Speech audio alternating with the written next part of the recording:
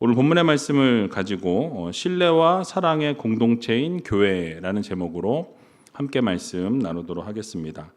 우리 옆에 계신 분들에게 오늘 이렇게 인사했으면 좋겠는데요.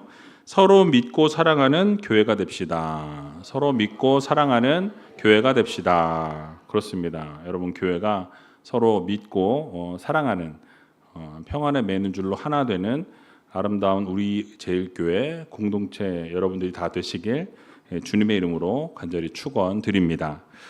오늘 또 다음 세대 자녀들이 이 자리에 나왔는데요. 항상 2층에 저 뒤에 멀리 얼굴도 보이지 않을 정도로 멀리 앉아있던 아이들이 오늘 이 앞에 가까이 딱 눈동자가 움직이는 것까지 보이는 이 자리에 앉아있는데 우리 환영의 박수 한번 하셨으면 좋겠습니다.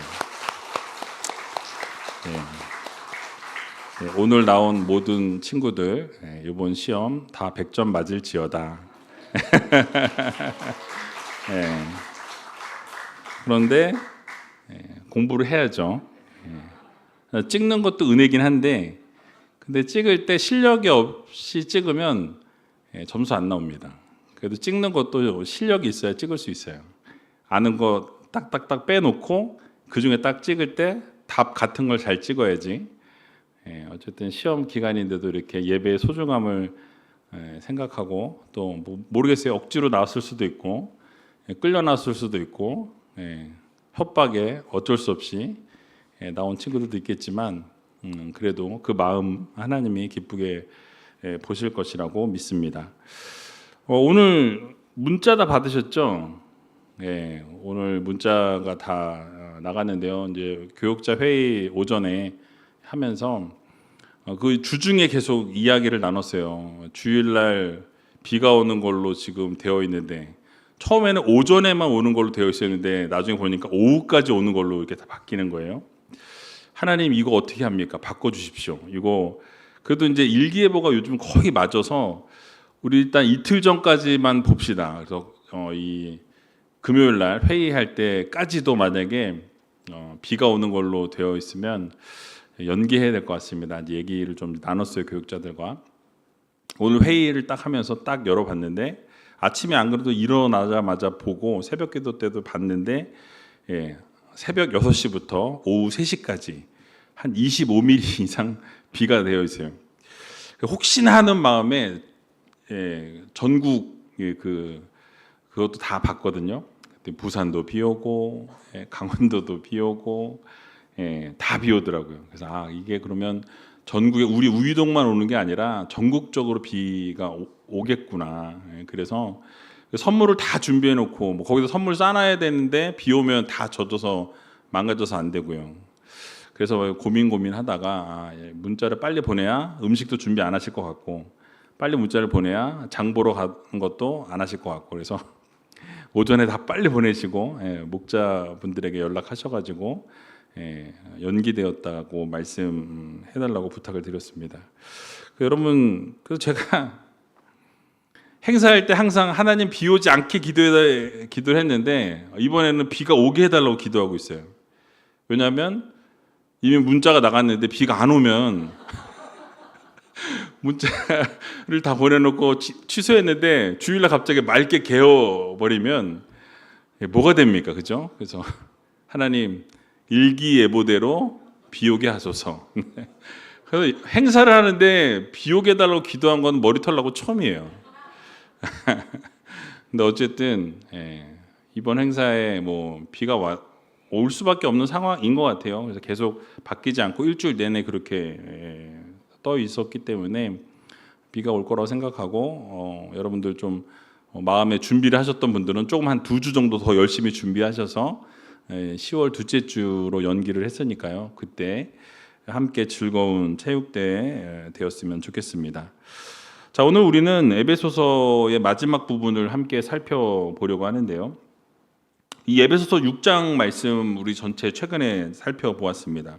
영적 전투를 하는데 어떻게 우리가 영적 전투를 준비해야 하는가에 대해서 상세하게 설명을 드렸죠. 그러니까 하나님의 전신갑주를 우리가 입어야 한다. 그래서 그 전신갑주가 진리의 허리띠를 띠고 의의 흉배를 붙이고 또 평화의 복음이 준비한 신발을 신고 또 믿음의 방패를 들고 또 구원의 투구를 쓰고 성령의 검인 하나님의 말씀을 가지고 나가야 된다라는 말씀을 드렸죠. 그리고 그 위에 뭘 해야 된다 그랬죠? 기도하면서 나가야 전쟁에서 승리할 수 있다라고 말씀을 드렸습니다. 그래서 이 모든 권면들이 바로 우리 그리스도인들이 이 땅에서 어떻게 살아가야 하는지에 대한 그 지침이 기록되어져 있는 본문이 바로 이 에베소서 6장의 말씀인 것이죠. 자, 그런데 오늘 본문 21절에서 24절의 말씀을 쭉 보게 되면 이 모든 가르침의 끝에 놓여 있는 일종의 마지막 인사입니다. 모든 사도 바울의 서신들을 보게 되면 첫 번째 서론에서 인사를 한번 하고 마지막 마무리할 때 또 이렇게 인사를 하면서 마치게 되는 것을 보게 되는데요. 여러분, 이 바울은 옥중에서 이 감옥 가운데 있으면서 이 에베소 교회를 향해 이 편지를 썼다라고 이야기하고 있습니다. 그리고 에베소 성도들을 직접 만나지 못하는 상황 가운데에서 이 자신의 안부를 알리게 되는데 그 영적인 인사들을 이 안녕을 확인하고 싶어 했다라는 거죠.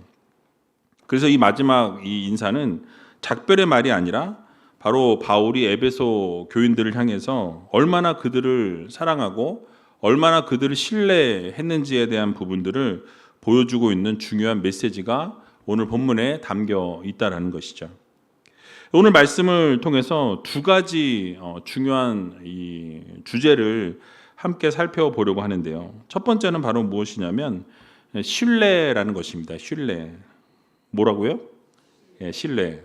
졸지 않고 계시는군요. 본문 오늘 21절과 22절에 나와 있는데요. 같이 한번 읽어보도록 하겠습니다.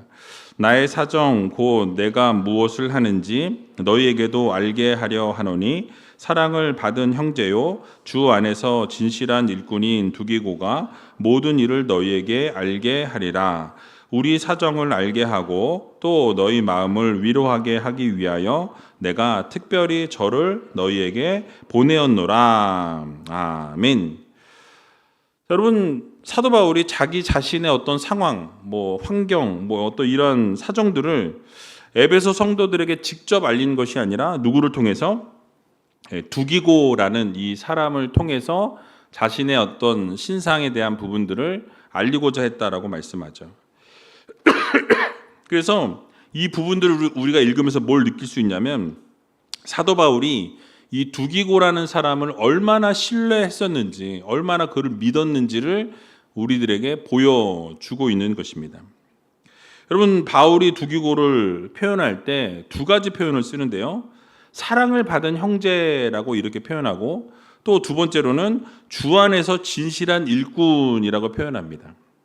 그러니까 사랑을 받은 형제이면서도 이 주 안에서 아주 진실되어진 일꾼이 바로 이 두기고였다라고 그렇게 칭하는 것을 보게 되는 것이죠. 자, 여기서 먼저 사랑을 받은 형제에 대한 거를 먼저 말씀을 드리려고 하는데요. 그가 사도 바울로부터 이 두기고가 아주 깊은 사랑을 받고 깊은 인정을 받았다라는 것을 말씀해 주고 있는 것입니다. 또한 바울이 두기고를 단순히 어떤 심부름꾼으로 여겼던 것이 아니라 바로 그리스도 안에서 한 몸을 이룬 진정한 동역자였다라는 것을 우리들에게 말씀해 주고 있는 것입니다. 여러분, 그래서 이처럼 교회 공동체 안에서도 우리가 서로가 서로를 존중해 주고 또 사랑해 주어야 한다라는 거죠. 공동체 안에서 어떻게 해야 됩니까? 서로가 서로를 시기하고 질투하고 미워하는 그런 일들이 일어나서는 안 된다라는 거예요. 그래서 여러분, 바로 이런 건강한 공동체를 만드는 기초가 무엇이냐? 바로 서로가 서로를 존중해 주고 서로가 서로를 사랑해 주는 그런 공동체여야만이 건강한 공동체로 세워질 수 있다라는 것을 우리는 기억해야 할 것입니다. 자, 그렇다면 여기서 서로가 서로를 존중하고 사랑하는 공동체로 거듭나기 위해서 필요한 것들이 무엇이 있는지 잠깐 살펴보려고 합니다. 먼저는 뭐가 필요하냐면 이 경청과 공감하는 것으로 상대방의 마음에 귀를 기울여야 한다라는 거예요. 여러분 경청하는 게 뭔지 알죠?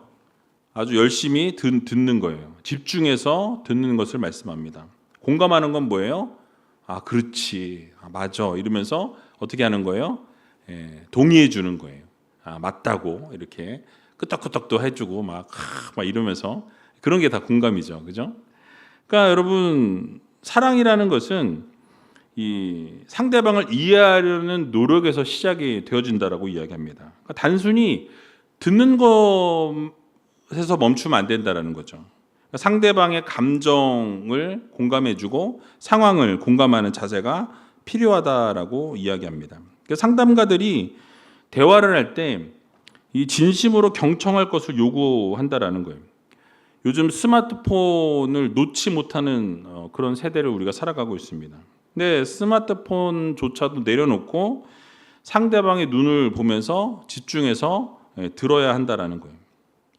우리가 대화하면서 자주 남자들이 이건 좀 이렇게 저도 그런 성향이 있어요. 말을 이렇게 하면은 대화를 중심으로 하는 게 아니라 뭘 대답을 줄까를 고민합니다.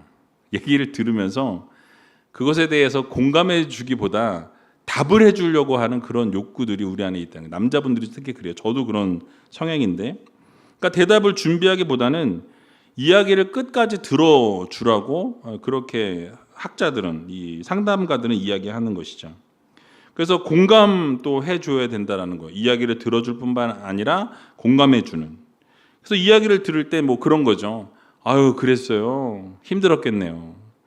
어떻게 그걸 견디셨어요? 뭐 정말 너무너무 어려웠을 것 같은데 잘 이겨내셨습니다. 뭐 이런 공감들. 이런 이야기를 들으면 여러분 어떠세요? 뭐 너나 그래라. 뭐.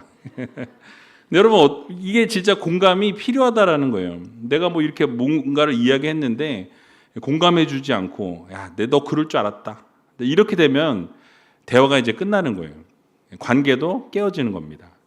그러니까 어떤 이야기를 할 때는 그 이야기를 만약에 나는 잘 공감을 못 하겠어. 그럼 방법이 하나 있어요. 고개만 끄덕끄덕 하세요. 그러냐고. 맞아. 추임새 한 번씩 넣어주고. 그랬냐고. 힘들었겠다고. 이렇게 그냥 추임새만 넣어줘도 공감하는 거죠. 그래서 이런 공감의 표현을 사용하라고 상담가들은 조언하고 있습니다. 상대방의 직업이나 어떤 가족이나 취미 등 그들의 삶에 대해서 진정으로 궁금해하고 또 상황을 기억해 주는 것, 이게 필요하다라고 이야기하는 것이죠. 관심을 가지라는 거예요. 그러니까 이 교육자들이 회의를 통해서도 이야기하지만 보고서들을 매주 쓰세요. 그래서 매주 어떤 상황이 어떻게 있었고 누구를 신방했고 어떤 신방할 때 어떤 일이 있었습니다라고 보고서를 매주 토요일 날 제가 봤거든요. 쭉 읽어보면 아, 이분이 이런 일이 있었구나, 저런 일이 있었구나 알게 되는 거죠. 그러면 주일날 뵀을 때 아, 이건 이래서 어떠셨어요? 뭐 그래서 괜찮으세요? 수술을 한 거는 어떻게 되셨어요? 회복되셨나요? 이렇게 물어보면 깜짝 놀라시는 분들 계세요. 어떻게 아셨지? 근데 이런 거죠. 그러니까 여러분 이게 작은 부분이지만 물어보는 것만으로도 큰 관심을 가지고 있다. 사랑을 전할 수 있는 부분들이라는 것이죠. 여러분들도 주변에 있는 뭐 친구들, 뭐 이웃들, 같이 주변에 믿음 생활하고 있는 성도들에게 함께 공감해주는 그러한 모습이 우리 공동체 안에 필요하다라는 것이죠. 그래서 상대방의 마음에 귀를 기울여 줄 수 있는, 공감해 줄 수 있는 그런 성도님들이 다 되셨으면 좋겠습니다. 또 우리가 알고 있듯이 또 우리의 말과 행동으로 상대방을 좀 세워줘야 한다라는 거예요. 여러분 우리의 말과 행동은 이 공동체에 상당한 영향력을 미친다라는 거예요. 그러니까 긍정적이고 은혜로운 언어를 사용하게 되면 그 공동체는 어떻습니까? 긍정적인 공동체가 되어진다라는 거예요. 근데 무슨 이야기를 하든 항상 좋지 않은 이야기를 먼저 하고 나쁜 이야기를 먼저 하고 어떤 이야기가 되든지 간에 부정적인 이야기를 하는 사람들이 꼭 있어요. 여러분들 근데 그런 사람들은요 그냥 제끼세요. 왜냐하면 그 인생은 항상 그런 인생인 거예요. 앞으로도 그렇게 살아갈 수밖에 없고 그 인생이 바뀌어지지 않는 거예요. 여러분 긍정적이고 은혜로운 언어를 사용해야 공동체 안에서 회복이 일어나고 치유가 일어나고 놀라운 기적의 역사도 일어나게 된다는 거죠. 그러니까 누군가를 봉사를 하거나 선한 영향력을 끼치는 것을 보게 되면 우리는 칭찬해야 되고 격려해야 되고 여러분 박수 쳐 줄 수 있는 그런 공동체가 되어야 한다라는 것이죠. 여러분, 우리 칭찬은 뭘 춤추게 해요? 고래도 춤추게 한다라고 이야기합니다. 그러니까 부정적이고 듣기 싫은 험담들, 그런 이야기들을 쏟아내면 여러분 그 자리를 피하세요. 그냥 나는 그런 험담 듣고 싶지 않다고, 그런 얘기할 거면 대화를 여기서 그만두겠다고 그냥 과감하게 일어설 수 있는 그러한 모습도 우리에게 필요하다라는 거예요. 격려와 칭찬이 넘쳐나는 공동체 될 수 있으면 격려하고 칭찬하고 남을 좀 배려해 줄 수 있는, 그래서 좋은 말을, 선한 영향력을 끼치는 그런 공동체가 우리 우이제 공동체가 되었으면 좋겠습니다.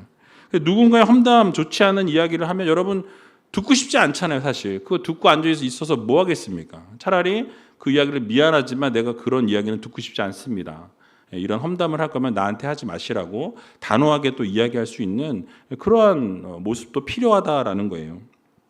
그래서 여러분 그 자리를 피하거나 아니면 피하기가 어려우면 화제를 좀 바꾸는 그런 지혜도 필요하다라는 것이죠. 드러나지 않는 곳에서 먼저 섬기고 헌신하고 봉사하는 분들을 바라보면서 어떻습니까? 칭찬하고 격려하는 거죠. 누군가가 쓰레기에 떨어져 있는데 그것을 줍는 것을 보았을 때 칭찬해주고 격려해주고, 또 누군가가 안 하면 내가 그렇게 할 수 있는, 또 식당에서 밥을 먹는데 뭐 이렇게 걸레로 닦으시는 분들이 계시면 칭찬해드리고, 설거지하고 계신 분들 계시면 얼마나 힘듭니까? 그 안에 더운데 식당 봉사하실 때마다 덥잖아요. 그럴 때 가서 한 번씩 칭찬, 격려 얼마나 좋습니까? 그렇게 세워 나가는 거죠. 그래서 그렇게 도움을 제공하고 칭찬과 격려를 아끼지 않는, 그래서 교회는 말이 중요해요. 말이 어떤 말을 쏟아내느냐가 그 사람의 인격을 나타내는, 그 사람의 그 인격이 어떤지는 말을 들어보면, 말을 하는 걸 보면 알 수 있다라는 거예요. 될 수 있으면 말을 막 하는 걸 삼가하고 깎아내리는 말이나 좋지 않은 언행은 하지 않도록 조심해야 한다라는 거예요. 세워주는 말을 하고 격려의 말들을 하고 칭찬의 말들을 하고, 어떤 인격 비하를 하는 발언이나 상대방을 공격하는 발언은 삼가해야 한다라는 거예요. 왜냐하면 여러분, 내가 듣기 싫은 말은 상대방도 듣기 싫다라는 거예요. 근데 이상한 거는 나는 듣기 싫은데 너는 들어야 돼 하고 막 쏟아놓는 분들이 있어요. 여러분, 그거는 잘못된 거예요. 그렇게 해서는 안 된다라는 것입니다. 그래서 여러분, 이 공동체 안에서 좋은 말, 선한 말, 격려의 말, 칭찬의 말들을 서로 해줄 수 있는 그런 우이제교회 공동체 여러분들이 다 되시기 바랍니다. 그런 의미에서 아멘은 안 하시네. 앞으로 그렇게 안 하고 계속 비수를 찌르겠다 이겁니까? 옆에 있는 분에게 칭찬 한마디 해주세요. 당신을 보니 기분이 좋습니다. 당신을 보니 행복합니다. 뭐 이렇게. 어떠세요? 끝까지 안 하는 그런 격려의 말, 세워주는 말이 필요하다라는 거죠. 특별히 교회 공동체 안에서 여러분 갈등이나 오해가 생길 수 있어요. 많은 사람들이 같이 있다 보면 생각지 않은 오해를 받을 수도 있고요. 생각지 않은 갈등이 유발될 수 있다는 것이죠. 근데 중요한 게 무엇이냐면, 갈등은 언제나 생길 수 있고 언제나 오해는 생길 수 있어요. 근데 이 갈등이나 오해를 어떻게 풀어가느냐가 더 중요하다는 거죠. 그러니까 갈등이 생겼거나 오해가 생겼으면 이거를 풀어가야지, 그거를 묶어두면 어떻게 되어집니까? 그냥 계속 평행선으로 흘러가게 된다는 거예요. 그래서 여러분, 자신이 잘못했을 때는 내가 자존심을 세울 것이 아니라 즉시로 사과하는 모습이 필요하다는 거예요. 또 상대방이 잘못했을 때는 저게 사과해야지, 이게 아니라 용서할 마음을 먼저 갖는 거예요. 저 사람이 잘못을 했지만 내가 저 사람을 용서하고자 하는 마음을 갖게 되면 여러분 어떻습니까? 교회 안에서 갈등이 있을 이유가 없고 오해가 생길 이유가 없다라는 거예요. 그러니까 하나님이 나를 용서하셨고 예수님께서 나를 용서하심으로 어떻게 되었어요? 내가 모든 그 죄가 씻어졌다라는 거죠. 얼마나 감사합니까? 그 은혜를 이제는 내가 다른 사람에게 베풀고 다른 사람들에게 흘려보내는 그런 성도들이 되어야 한다라는 것이죠. 때로 오해가 생겼을 때 그럴 수도 있지라고 이렇게 그냥 긍정적으로 받아들이고 넘길 수 있는 그런 포용력이 필요하다라는 거예요. 또 넓은 마음으로 이해하는 노력과 모습이 필요하다는 것입니다. 그러니까 비판적인 태도와 비판적인 말보다는 용납하고 관용할 수 있는 그런 태도와 그런 관계, 그것이 건강케 되어지는 지름길이라는 것이죠. 여러분, 그래서 결국 교회 공동체가 완벽한 사람들의 모임이 아니에요. 다 불완전한 사람들의 모임이고 아직까지 천국 가기 전까지 성화되어져 가는 과정이 있습니다. 그렇기 때문에 실수할 수 있고 또는 문제를 일으킬 수 있다는 거, 갈등이 생길 수 있고 오해를 만들 수 있다는 거예요. 그런데 우리가 잊지 말아야 될 것은 무엇입니까? 그래도 예수 그리스도의 사랑을 본받는 하나님의 자녀들, 백성들이 모인 공동체라는 거예요. 그러니까 앞으로 서로를 사랑하는 방법을 배워나가는 그런 공동체가 되어야 한다는 거죠. 그래서 여러분, 제가 말씀드렸던 이런 실천의 방법들을 가만히 생각해 보시면서 여러분 마음에 새기시고, 먼저 우리를 사랑하신 그 예수님께서 사랑의 그 본보기를 보여주신 것처럼 우리도 그렇게 주변에 있는 분들을 사랑해주고 용서해주고 품에 안아줄 수 있는 그런 공동체가 되어질 때 결국 세상에 하나님의 사랑을 온전히 증거하는 성도들이 될 수 있다는 이 사실을 기억하면서 날마다 사랑을 받은 형제로서 사랑을 흘려보내고 또 사랑을 실천하면서 그렇게 살아갈 수 있는 귀한 우리제일교회 모든 성도님들이 다 되시길 주님의 이름으로 간절히 축원드립니다. 또 한 가지 생각해 볼 것은 두기고에게 주 안에서 진실한 일꾼이라는 표현을 사용했습니다. 여기서 진실한 일꾼이라는 이 단어는 헬라어로 피스토스 디아코노스라는 단어가 쓰였어요. 여기서 피스토스라는 그 단어의 의미는 신실한 또는 믿을 만한 그런 의미예요. 그러니까 이 두기고가 신실한 사람이었고 믿을 만한 사람이었다라는 것이죠. 그래서 그가 맡은 일을 충실하게 수행했을 뿐만 아니라 그 마음과 행실이 하나님 앞에서 진실한 사람이었다라는 것을 우리들에게 알려주고 있는 것이죠. 사도 바울이 자신의 안부뿐만 아니라 로마 감옥에서 겪었던 이런 고난과 또 그가 품고 있던 비전까지, 복음의 비전까지 모두 다 두기고에게 전할 것을 맡겼다라는 거죠. 이것은 뭘 이야기하냐면 두기고가 사도 바울의 그 메시지를 정확하고 진실하게 에베소 교회에 전달해 줄 것이라는 확신을 가지고 있었다라는 거예요. 분명히 내가 겪었던 내 모든 상황과 모든 환경과 모든 것들을 비록 멀리 떨어져 있어서 전할 수 없지만 이 두기고라는 사람을 통해서 그 모든 것을 다 전해줄 것이라는 확신과 믿음이 있었던 거죠. 그래서 주 안에서 진실한 일꾼이라고 그렇게 소개하고 있는 것입니다. 여러분, 오늘을 살아가는 우리들의 이 시대에도 진실한 일꾼이 필요한 시대라는 거예요. 정말 진실한 일꾼들을 찾아보기 어려운 시대를 우리가 살아가고 있습니다. 교회의 사명은 단순히 건물을 짓고 건물을 올리고 모임을 갖는 것에 있지 않다라는 거예요. 바로 하나님의 말씀과 사랑을 다음 세대와 이 공동체에 진실하게 전달하는 사명이 우리에게 있다라는 것을 기억해야 할 것입니다. 이 사명을 위해서 우리가 서로 신뢰하고 각자에게 맡겨진 역할을 진실하게 감당하는 성도들이 되어야 한다라는 거예요. 그래서 여러분, 제가 지난 한 2주 동안 이 꿈을 결제하다라는 이 장학금 약정을 했으면 좋겠다고 광고를 드렸고요. 지난주까지 통계를 보니까 85만 원이 들어왔어요. 다음 주에 이제 청년부에서 2명이 선정되어서 두 청년이 9월 30일부터 10월 10일까지 호주로 비전 출입을 가게 됩니다. 그러니까 여러분, 얼마를 후원하시든지 그건 여러분들의 자유예요. 근데 이게 결국은 다음 세대를 세우고 다음 세대를 키우는 그게 지름길이 될 수 있다는 거죠. 그래서 여러분, 다음 세대를 진정으로 생각한다면 저는 이 꿈결 약정을 좀 하셨으면 좋겠어요. 그게 얼마가 되었든지 간에 그 자녀들, 다음 세대를 세워나가는 이유가 뭐냐면 다음 세대 자녀들이 비전 출입을 가는데 후원하는데 그 목적이 있어요. 그래서 1년 동안 모인 것을 가지고 올해는 이제 그렇게 후원하고 내년에 또 가게 될 청년이 누가 될지 알 수 없지만 그렇게 또 후원할 수 있는, 그래서 그런 것들을 통해서 그 젊은이들이 넓은 곳을 보고 넓은 세상을 바라보면서 하나님의 그 은혜와 하나님의 사랑과 하나님의 축복과 하나님께서 일하심을 직접 보고 그 경험한 것을 축적하여서 정말 이 오늘 본문에 나오는 것처럼 진실한 일꾼으로 세워져 나가는 과정의 첫걸음이 될 수 있다라는 것이죠. 그래서 다음 세대 이 자녀들의 비전 출입을 갈 수 있도록 여러분 세워주시고, 비행기표는 각자가 끊었어요. 그리고 비전 출입에서 지난번에 광고되었던 것처럼 장학금에서 일부 지원했고, 또 이번에 들어온 곳에서 이렇게 지원하려고 합니다. 더 넓은 곳에서 하나님의 일하심을 경험하고, 그래서 더 넓은 세상으로 나아갈 수 있는 힘을 길러주고 기회를 주고자 함이라는 거죠. 여러분, 결국 그 다음 세대 자녀들이 우리 교회에 이제 진실한 일꾼들로 세워질 수 있도록 여러분 후원해 주시고, 여러분 아낌없이 사랑을 부어 주셔야 된다라는 거예요.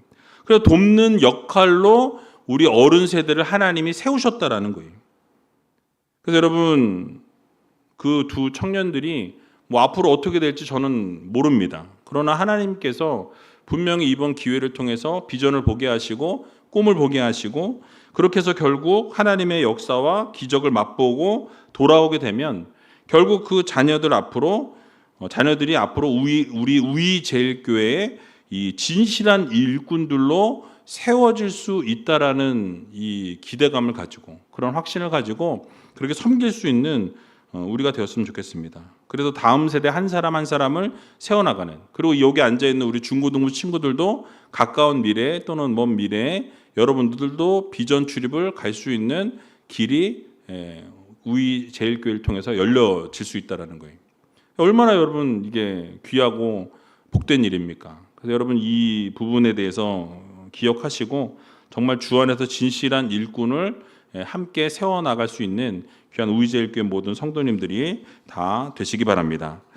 두 번째로는 하나님의 평화와 이 사랑의 축복에 대해서 말씀하고 있어요. 오늘 본문 23절 말씀인데요, 같이 한번 읽어보도록 하겠습니다.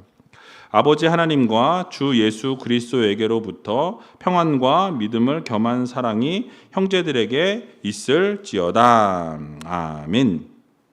여러분, 이 본문의 내용들을 쭉 보게 되면 에베소 교인들에게 보낸 이 편지의 마지막 축복 기도임을 우리가 알 수 있어요.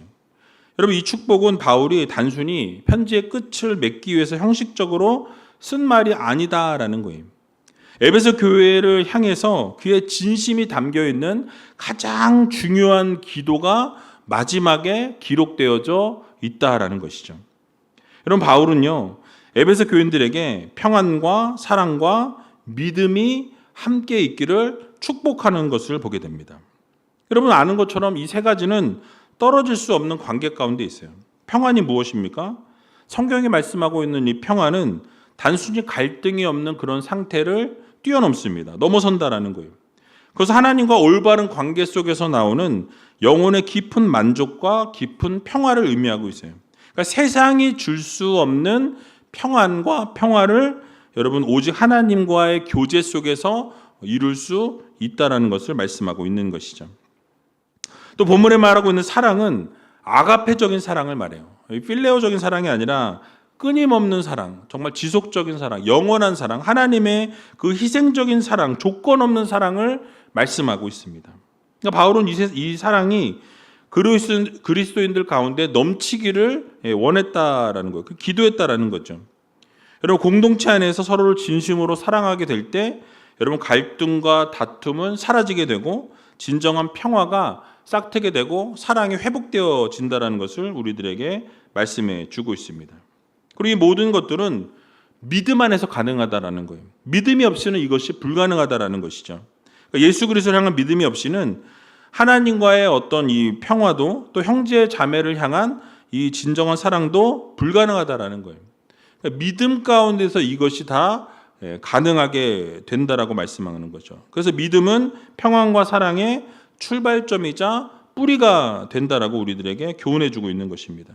이 사실을 알고 있었던 바울이 이 세 가지 요소를 바로 에베소 성도들에게 바로 삶의 균형이 잡혀 있는 그런 기도로 이렇게 축복해 주었다라는 것이죠. 그리고 이 축복은요, 오늘을 살아가고 있는 우리들에게도 동일하게 적용이 되어진다라는 거예요. 여러분, 우리의 삶에, 여러분들의 삶에, 여러분들의 가정에, 여러분들의 직장에, 여러분들의 학교에, 여러분들의 사업장에, 여러분들이 허락해 주시는 그 삶 가운데 평안과 이 사랑과 믿음이 여러분 가득하기를 우리가 늘 기도해야 한다라는 거예요. 여러분, 우리가 삶에 평안이 없다면 여러분 어떻습니까? 너무 피폐하지 않겠습니까? 우리의 삶에 평안이 넘쳐나야 되고, 또 우리 안에 사랑이 넘쳐나야 되고, 하나님의 그 축복이 넘쳐나고, 그래서 믿음이 자라나게 될 때 결국 하나님의 놀라우신 사랑과 은혜가 여러분의 가정과 직장과 사업장 가운데 풍성하게 된다라는 이 사실을 기억하면서 날마다 이 세상 살아가는 동안 하나님께서 허락해 주시는 평안과 사랑과 믿음이 풍성한 성도님들이 다 되셨으면 좋겠습니다. 마지막으로 오늘 본문 24절 말씀 같이 읽어보고 말씀을 마치도록 하겠습니다. 우리 주 예수 그리스도를 변함없이 사랑하는 모든 자에게 은혜가 있을지어다. 아멘. 자, 이 본문은 마지막 축복의 절정체라는 거예요.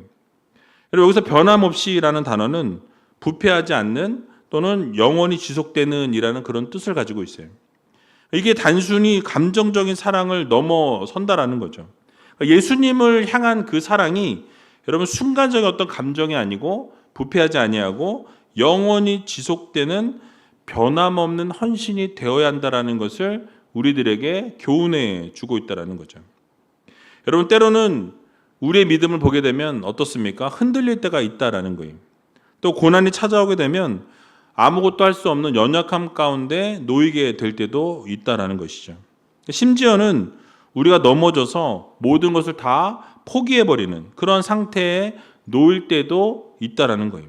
근데 이러한 모든 상황 가운데서 우리가 잊지 말아야 될 것, 변치 말아야 될 것은 무엇이냐면 예수 그리스도를 향한 이 사랑만큼은 절대로 변하지 않아야 된다는 것을 말씀해 주고 있습니다. 사도 바울이 바로 이런 변함없는 사랑을 가진 사람들에게 하나님의 은혜가 있게 될 것이라고 선언하고 있는 거예요. 여러분, 그렇습니다. 하나님의 은혜는 우리가 받을 자격이 있어서 받는 것이 아니에요. 우리가 받을 자격이 없음에도 불구하고 어떻게 하셨어요? 하나님이 은혜를 주신 거예요. 오늘 여러분들이 하나님 앞에 함께 나와 예배하고 찬양하고 하나님 앞에 간절히 구하고 기도하며 나아가게 될 때 하나님께서는 여러분들에게 은혜를 충분히 충만히 아주 물붓듯 기름붓듯 부어주신다는 거죠. 하나님의 은혜는 우리가 살아가는 모든 순간순간마다 붙잡아 주시는 힘이 되고 능력이 된다라는 것을 여러분들 모두 마음에 새기시기 바랍니다. 그래서 여러분, 오늘 하나님 앞에 우리가 변함없는 사랑을 올려드릴 때 하나님께서는 여러분들이 감당할 수 없는 충만한 은혜를 부어주신다라는 이 사실을 여러분 모두 믿으시고 오늘 함께 이제 기도하게 될 텐데 기도할 때 정말 뜨겁게 기도하고 주변에 있는 분들 생각하지 마시고 하나님 앞에 간절히 기도함으로 하나님께서 허락해 주시는 그 은혜를 마음껏 누릴 수 있는 저와 여러분들이 다 되시기 바랍니다. 말씀을 정리하겠습니다. 우리에게도 이 바울과 두기고와 같은 이 신뢰의 관계가 필요하다라는 것. 여러분들이 신앙생활하면서 이러한 신뢰의 관계를 쌓아나갈 수 있는 믿음의 성도님들이 되어야 할 것입니다. 또 공동체 안에서 서로를 믿고 맡길 수 있는 관계가 있게 될 때 결국 하나님의 일을 더 효과적으로 우리가 감당할 수 있다는 거죠. 그러므로 서로가 서로를 사랑을 받은 형제이자 진실한 일꾼으로 우리가 존중해주고 그렇게 세워나가는 성도들이 되어야 한다는 거예요. 또 우리는 하나님께서 주시는 평안과 사랑을 또 구해야 합니다. 우리의 믿음이 흔들릴 때 여러분 십자가의 사랑을 다시 한번 기억하면서 우리 예수님께 변함없는 사랑을 고백할 수 있는 그런 믿음의 성도님들이 되어야 할 것입니다. 그리고 바울이 마지막으로 인사하면서 하나님과의 관계 그리고 공동체 안에서의 관계를 다시 한번 점검하라고 도전했던 것처럼 우리도 바른 관계를 세워 나아감을 통해서 언제나 우리 안에 평안과 사랑과 믿음이 가득 찬 삶을 살아갈 수 있는 저와 여러분들이 다 되시길 주님의 이름으로 간절히 축원드립니다.